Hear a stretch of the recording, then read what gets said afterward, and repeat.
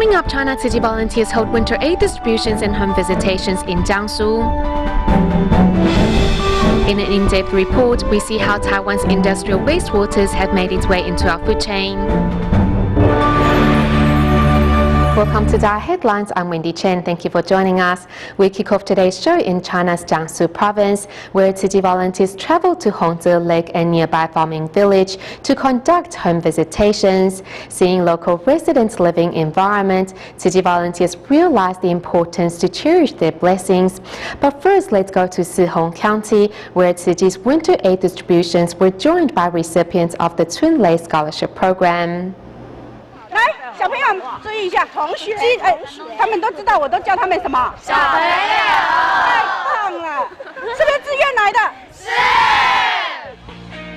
This is the scene at a Tzu winter aid distribution in eastern China.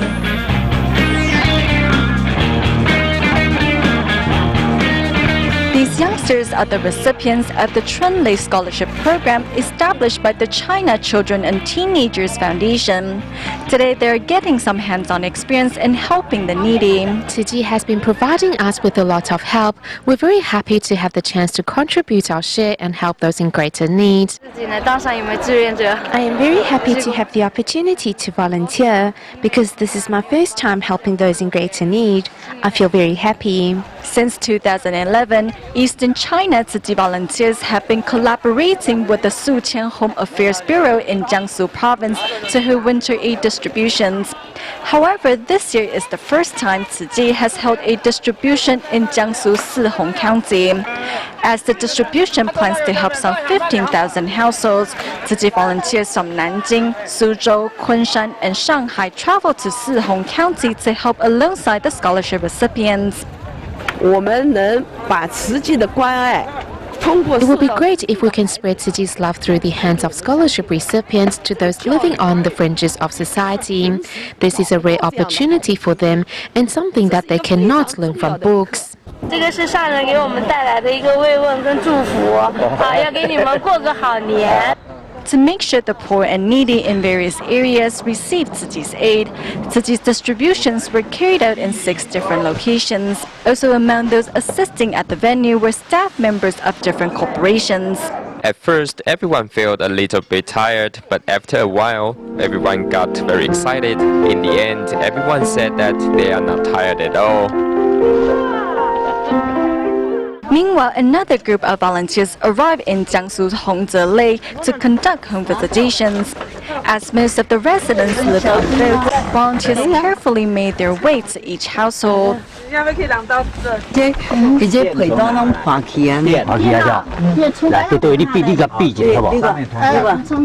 This is Wei Jifang, who has been raising her 3 mentally and physically challenged children on her own after her husband passed away. Volunteers sing the song One Family to cheer up the singer. The volunteers' gesture brings tears to Wei's eyes.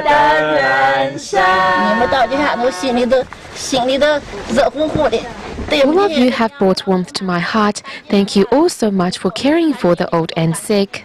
At first, the senior was very surprised when the blue and white angels arrived at her doorstep offering love and care.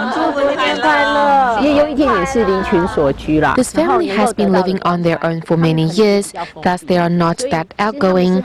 They really want to have someone that can care for them. They don't have a bathroom. She only uses a bucket and dumps the waste into the river. Seeing her living conditions, I can only say that most of us are much better off.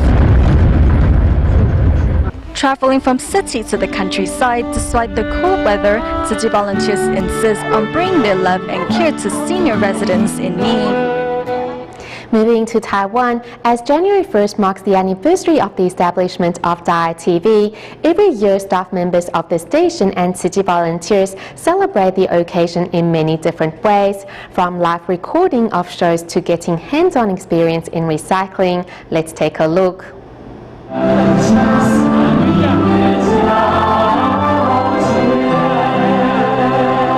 To celebrate 16 years of DaAi TV, staff members of different departments are working together to ensure the events of the day go off without a hitch.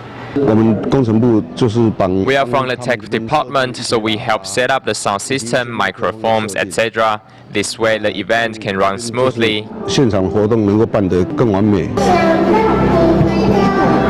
Some Tzu Chi volunteers who came early to help with the recording also tried to make best use of their time.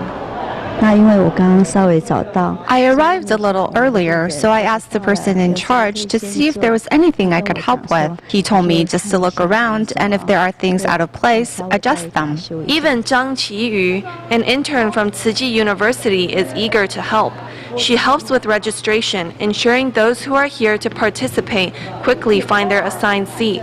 Showing them the way to their seats so they know what they are doing is an important task. The cake to complete the celebration was put together by the programming department and the receptionist team.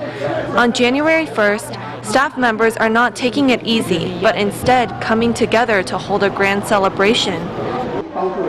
Meanwhile, other members of the DaAi TV staff visited a local recycling station to get some hands-on experience in sorting recyclables. Traditionally, environmental protection is thought of as sorting recyclables and cleaning up the planet, but what the master really wants to spread is a message of the purification of the mind. Part of the profits from recycling is used to support DaAi TV programming. It's this cycle of turning garbage into gold and gold into love that has inspired more and more people to join Tzu Chi's recycling program. In 2005, Taiwan's Tzu Chi recycling volunteers stood at over 50,000. In 2011, that number had increased to over 76,000. In total, the volunteers have collected over 103 million kilograms of trash in 2011. Seeing the recycling volunteers' dedication, as staff of DaAi TV, we should strive to be as dedicated in our field. They are purifying the world with their actions, while we purify hearts with our programming.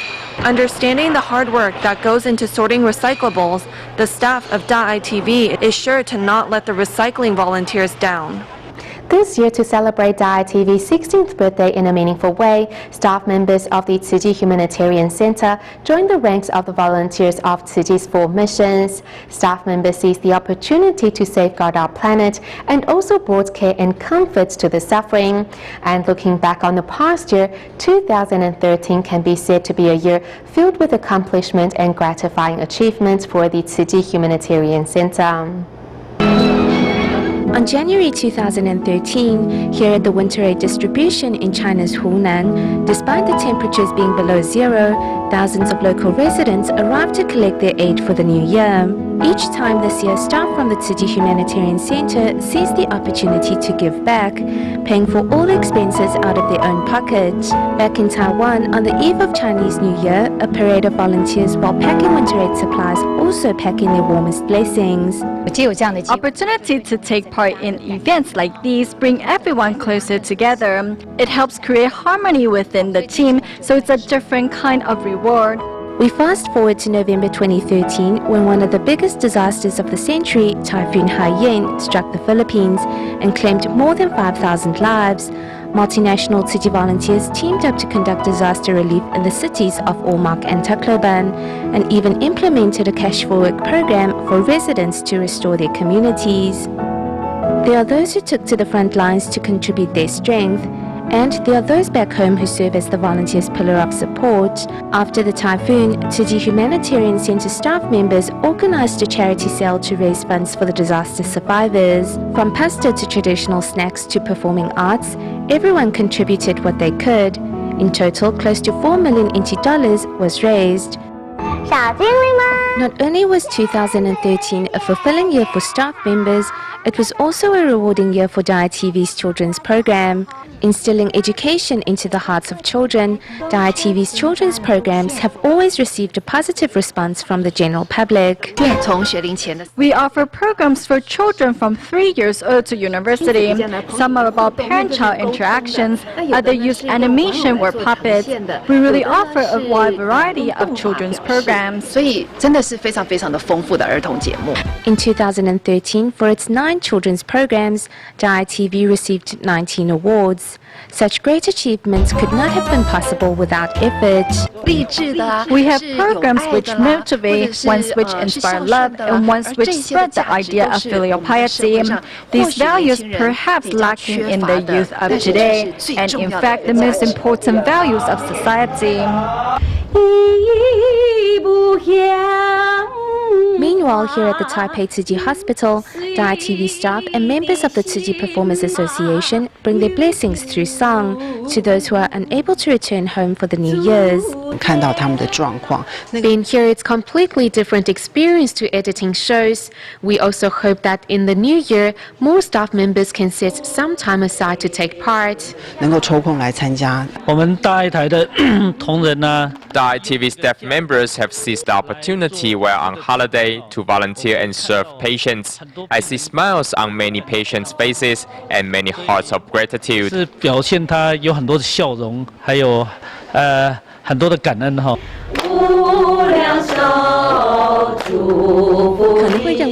Sometimes we may think that we are here to comfort patients, but in fact, sometimes a patient's smile gives us hope and happiness as well. 大家早安，阿弥陀佛。今天是2014年中华民国103年的元旦。 Early in the morning, everyone is already full of energy as they ready themselves for the day's activity.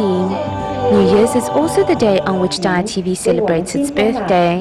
To celebrate the occasion, some staff members signed up to volunteer at a hospital, while others practice recycling to safeguard our planet. 透过不同的节目的方式 We hope that while everyone does their part to keep our planet clean, they also practice spiritual recycling. Staff members have a go at separating the parts of discarded videotapes and find that recycling is in fact not that easy. Meanwhile, also celebrating DaAi TV's 16th birthday are this group of people.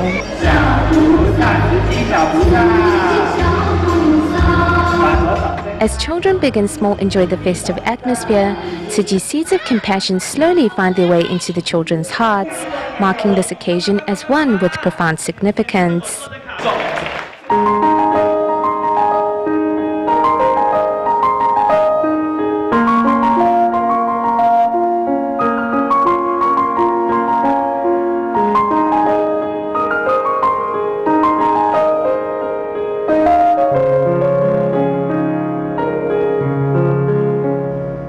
In the Philippines, this is the first New Year since the destruction of Typhoon Haiyan, and while in previous years grand celebrations were held to mark the New Year, this year many could only put together a small festival. However, most disaster survivors say that having their family together after the calamity is already their greatest blessing. On the streets in Tacloban, Philippines, residents crowd around a truck, hands raised high with money, hoping to purchase some ice. It's difficult to purchase ice. Right, they only sell it here. We can't buy it elsewhere. More than half the residents in Tacloban still do not have electricity in their homes. And with the temperatures high, the demand for ice has only grown. Without street lights, vendors do business by candlelight. This vendor wanted to extend his selling hours and set up a generator. Tonight, his entire family is out selling with him. It doesn't matter if I've sold everything. I will only close up shop at 10. And then how much is the 1 pack of tomato sauce? 80. Make it 60. A Tacloban resident haggles to get the best price, as money is scarce this year, and that means celebrations won't be like in years past. No more grand celebration just like the previous years, but now even siguro a simple lang 1 or 2 recipes is enough for us. As long as my family is intact, we are celebrating it all together, that's enough for me. Electricity still has not been restored to many homes in Tacloban like this one. Oh, yan, wala ng gas. My smile, my smile. Every night you have to do this. Yeah, every night. Mere candlelight is not enough, so this family must light oil lamps to illuminate the house. Light night. Light now. It's already light. Very tired. Yes. Now with enough light, the family hurries to cook their dinner.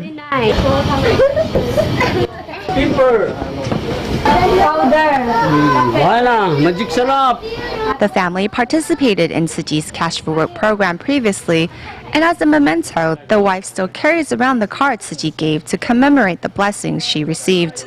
The financial assistance has been a big help. It's really more blessings for us. Although it's not enough to rebuild our home, yet this money has really helped us a lot. We plan to use it sparingly. For most Tacloban City residents, their wish for this new year are simple. They hope their children can go back to school and that their lives can return to normal. Back in Taiwan, the widespread problem of wastewater dumping has not only threatened the biodiversity of our environment, but has also put our food safety at risk. However, despite the long-term efforts from the government, wastewater pollution remains a serious problem in Taiwan. To fight unethical exploitations of the loopholes in environmental regulations, in March 2013, environmental authorities introduced a new water inspection method to help improve the control of water pollution.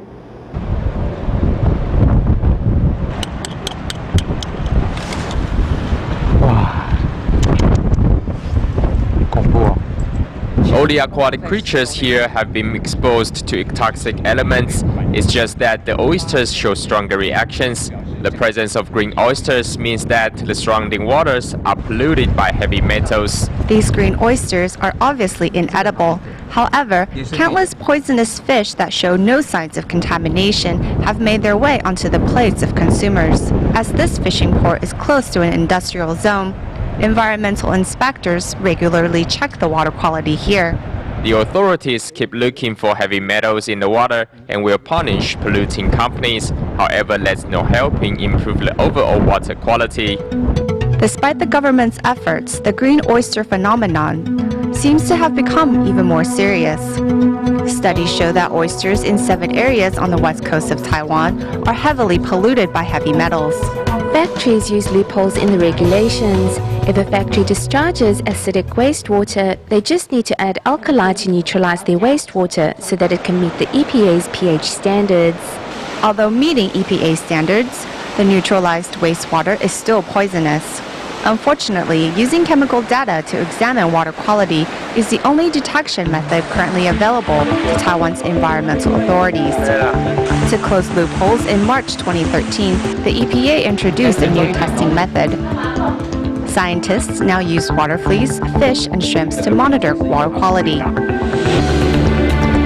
We take a water sample from where the wastewater discharges and bring it back to our lab, and then we do some basic tests to determine the water quality. After the industrial effluents goes through an examination for chemicals, scientists put a vertebrate and an invertebrate into the water sample. 2 to 4 days later, if the creatures are found to have any abnormal symptoms, it means the water is very likely contaminated with toxic elements. If the test creatures are able to survive within the water sample, it means that the water quality is okay. This method can generate more authentic results than solely relying on chemical data. The adoption of a biological toxicity testing method has lifted Taiwan's wastewater control to a new level. However, some experts suspect that lab results cannot authentically simulate oxygen levels and temperatures found in the environment. Some environmentalists, therefore, propose another solution. It requires the collective efforts of a community. Local residents know much better about their river's ecosystem than anyone else, so they can report any inconsistencies. This collective supervision may be able to prevent wastewater pollution from getting worse. However, only when enterprises abide by environmental regulations and the general public become more aware of the issue will the problem of water pollution be eradicated once and for all. Prior to Chinese New Year each year, city volunteers worldwide will hold year-end blessing ceremonies to mark the end of the year and to welcome the new year ahead. Such events were recently held at Mayangon No. 1 High School in Myanmar, as well as China's Xiamen. At the event held in Myanmar, the nearly 900 participants were eager to donate a little of their love, while the 3,000 residents who took part in the 3 blessing ceremonies in Xiamen's China all gained spirituality and peace of mind.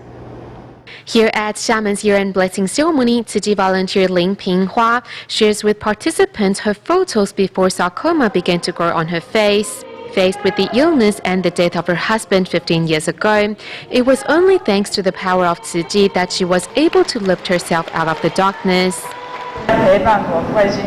Tzu Chi volunteers were there to accompany and care for me through my most difficult times. For that, I am truly grateful. The love and care of her fellow volunteers gave Ling the courage to live on, and today she hopes to inspire others with her life story. Though the blessing ceremony is held on the first day of the year, many residents still arrive to take part. We didn't think that all of the some 1,000 seats would be filled up. Even the walkway was packed with participants. Also attending the event is care recipient Chen Tuanzi, who was born with twisted legs. Upon learning of Yang Xiaodong's successful surgery, however, she finds hope for the future. Age-wise, you are slightly younger than Xiaodong, so there shouldn't be a problem because you are still growing. Oh, those around me really care for me, and I really appreciate that. The stories of love successfully inspire the compassion in participants' hearts. A day before holding their year-end blessing ceremony at the Mayangon No. 1 High School in Myanmar, Tzu Chi volunteers and students worked together to decorate the venue.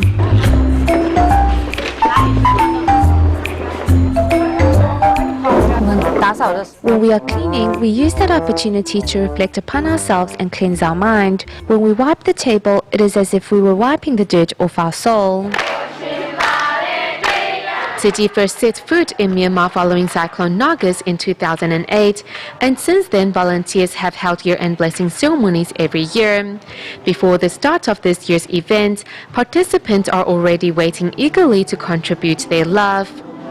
I'm only giving what I can. The power of one is limited, but through Tzu Chi we are able to gather that power of love and spread it far and wide. I take out a bit each day to donate to my bamboo coin bank because what Tzu Chi volunteers are doing is not for themselves but for all those in need. I would like to do my part to help. As part of the event, Tzu Chi and onstage volunteers put on a sign language musical for their audience. Participants were also moved after listening to volunteers sharing their personal life stories. The Jin's aphorism, include me when doing good deeds and exclude me when doing evil deeds, really inspired me. I hope to attend the blessing ceremony come next year. In Myanmar, not many are devoted to charity work, so for Tzu Chi to plant their seeds of love here is a great start.